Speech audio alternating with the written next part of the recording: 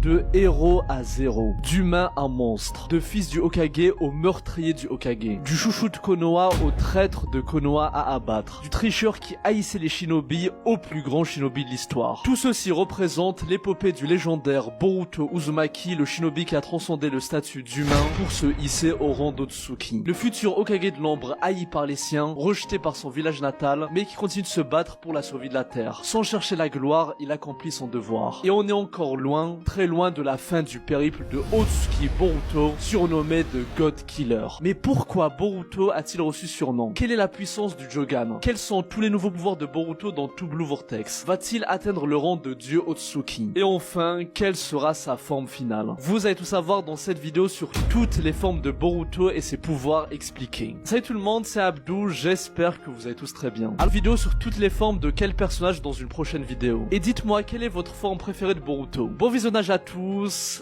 Boruto débloque la puissance de son œil mystérieux. Boruto est le fils d'un Uzumaki, le légendaire Naruto, le plus grand Hokage de tous les temps, et du Hyuga, Hinata la princesse au Byakugan. Et il a fortement hérité des pouvoirs du clan Otsuki au vu de sa lignée et sa génétique exceptionnelle. Et dans le tout premier épisode de Boruto, on découvre un personnage qui entre à l'académie ninja. Et dès son premier jour, il développe un pouvoir exceptionnel, le Jogan, surnommé l'œil pur. Un pouvoir qui cache encore à ce jour de grands mystères. Son œil est l'étoile de l'espoir face à la destruction qui surviendra. Toneri, un des descendants du fils du Rikudo Sennin, et le dernier survivant de sa lignée présent sur la lune qui était l'ennemi du film Naruto The Last, est apparu dans le rêve de Boruto afin de lui transmettre l'importance phénoménale du Jogan qui sera cruciale pour sauver le monde dans le futur. Et ça sera en quelque sorte la toute première forme de Boruto qu'on va découvrir. Le Boruto à l'académie ninja possédant le Jogan. C'est sa toute première forme. Et au fil des épisodes, ça sera ce pouvoir qui va résoudre tous ses problèmes. En fait, au début, Boruto se faisait des amis comme tout le monde à l'académie et passait des jours paisibles. Mais soudain, il va remarquer petit à petit que différentes personnes sont envoûtées par une aura noire mystérieuse. Et même leur professeur Shino Aburame sera touché. Il découvre plus tard, grâce à son ami Mitsuki, le fils d'Orochimaru, qu'en fait, la responsable était Sumire Kakai, leur délégué de classe. Une infiltrée qui a été matrixée par son père, un ancien membre de l'Aracine qui voulait détruire Konoha pour venger Danzo. Et Sumire a le pouvoir d'invoquer le Nue, l'arme ultime créée par l'Aracine à partir des cellules du légendaire Hashirama Senjun. Mais Boruto réussit à le vaincre en détectant son point faible via son Jogan et va ramener Sumire dans le droit chemin. Parce qu'en effet, avec le Jogan, Boruto peut voir clairement le système circulatoire du chakra pour déterminer le point faible de son adversaire. D'ailleurs, longtemps plus tard, contre Urashiki Otsuki, il réussit même à prédire ses mouvements et où le Yomotsuri Asaka sera utilisé. Et tout ça, c'était grâce à son Jogan. Et on parle quand même d'un Otsuki surpuissant qui était terrifié de voir que Boruto possédait un tel pouvoir, considéré comme gênant. Et du coup vient son dojutsu, qui n'est connu que par le clan Otsuki. Boruto va réussir à vaincre des adversaires avec beaucoup plus d'expérience que lui. Par exemple, il a utilisé le Jogan pour défoncer Shizuma à Hoshigaki. Le